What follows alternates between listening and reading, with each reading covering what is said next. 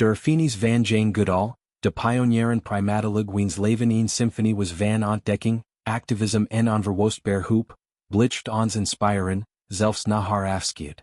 Els eerbetoon aan deze legend, die de wereld leert zien door de ogen van chimpansees, zendt National Geographic Twee van haar meest iconische documentaires uit.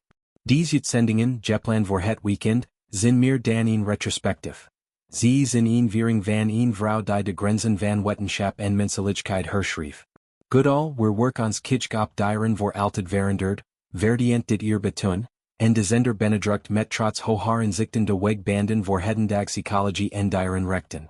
In een tid van klimaatcrisis en biodiversiteitsverlies, herinnert dit ons eraan dat een persoon, met geduld en mode, de wereld kan kantelen. Laten we beginnen met de eerste documentaire, Jane uit 2017, die op zaterdag wordt uitgezonden. Deze film is een poëtisch duik in Goodall's vroeg jaren, gefocust op haar baanbrekende studie van chimpansees in het Gomstream National Park in Tanzania. In de jaren 60, geopend met niets meer dan een notitieblok en een verrekijker, wag de toon jonge Goodall zich in het onbekend. Wat volgde was een revolutie. Haar observaties toonden aan dat chimpansees niet alleen amities en sociale structuren hebben, maar ook gereedschap maken en gebruiken, een ontdekking die Darwins theorieën op de kop zet. De film, doorspekt met zeldzame video's en archiefbeelden, vangt de essentie van die reis. Goodall, met haar iconisch blond krullen en onverzettelijk blik, vershint als een ontdekkingsreiziger uit een ander tijdperk, veerkrachtiger dan Indiana Jones. De kritiek die haar bevindingen initially opriep, was hevig. Wetenschappelijk kringen, geünd aan afstandelijk observatie, vonden haar methods te anthropomorph, te menselijk. Hoe durft je chimpansees namen te geven? Spot ten critici, verwijen naar haar gewend individuen als David Graeber te personifieren. Maar National Geographic zag potentieel.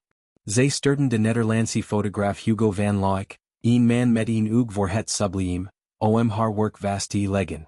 Wat begon als een opdracht, bloeide je tot een diep romance. Goodall en van Lawick trouwden, en hun zoon grub word geberen in de wildernis. De documentaire wieft deze persoonlijk log nadels in de wetenschappelijk. Scenes van Goodall die chimpansees imiteert vertrouwen te winnen, afgewisseld met intiem momenten van moederschap. Het is een portret van een vrouw die de nature niet alleen bestudeert, maar ermee versmolt. Zondag volgt Jane Goodall, The Hope uit 2020, een film die haar activisme belicht, de tweede act van haar leven. Deze documentaire duikt in de vonk die Goodall tot militante voorvechter maakte. Een conferentie in 1986, waar ze getuige was van de gruwelen van de chimpanseehandel. Schokkend beelden van mishandeld dieren in laboratoria en slachthuizen raakten haar diep. Ik kan niet langer alleen observeren, zegt ze in de film, haar stem trillend van vastberadenheid. Van daaruit richt ze het Jane Goodall Instituut op, een organisatie die wereldwijd werkt aan conservatie, onderwijs en gemeenschapsontwikkeling. De film volgt haar op reis. Van Afrikaans dorpen waar ze vrouwen emancipeert via neateliers, tot conferenties waar ze wereldleiders aanspoort tot actie. Goodall, op hoog liefde nog steeds een tour de force, spreekt met schoolkinderen over hoop, de roots en shoots van haar jeugdprogramma, dat kinderen leert rentmeesterschap. National Geographic's band met Goodall is van meet af on hecht gewist. De zender produceert talrijk documentaires met en over haar, vanaf de jaren 60 tot recent series. Haar werk past perfect in hun missie, de schoonheid en bruisheid van de planeet tonen.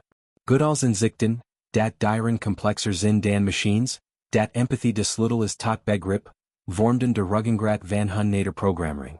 Nu na haar overlijden op 91-jarige leeftijd in Los Angeles, volt dit eerbetoon als een slutstuk. Zij stierf vredig, omring door family, maar haar geest wordt voort in Goms bossen en de hallen van de Vienne, waar ze plenair toespreken hield. Goodall's leven was een odyssee van doorzettingsvermogen. Geberen in 1934 in Londen, groeide ze op met een passie voor dieren, gevo door het boek, Tarzan of the Apes.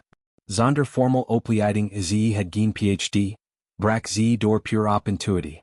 Haar mentor Louis Leakey geloften haar, hidrigelde fondsen en worstjed voor de gevaren van het veldwerk. Goodall overleefd malaria, een chimpanseeaanval en een burgeroorlog, maar niet haar idealisme. Haar huwelijk met van Lawick eindigt in scheiding, maar niet voordat ze in Erfenis van beelden nalaten. Later troud ze met Derek Bryce son in Tanzanians parlementslid, wiens dood haar activism verdeer aanwakkerd. De documentaires belichten ook haar filosofie, hoop als wapen tegen wan hoop. In the hope, dealt ze anecdotes over roots and shoots, where kids projecten start, van plastic opruimen tot boomplanten. Elke individueel actie telt, predict ze, een mantra dat resoneert in ons tijdperk van existentieel dreigingen. National Geographic's uitzendingen komen op een crucial moment, met ontbossing en stropperige die scaleren herinnert Goodall ons on urgentie. Criticise prigen de films om hun cinematography, sweeping shots van savants, close-ups van chimpansee-onderzoek, en emotioneel diepgang. Voor kijkers is dit weekend een kans om Goodall's Magit 11. Jane, inspireert met avontuur, de hoop, met actie. Samen schetsen ze een portret van een vrouw die niet alleen chimpansees red, maar de mensheid herdefinieert. Haar overlichten mag dan een eind markeren, maar haar work is timeless.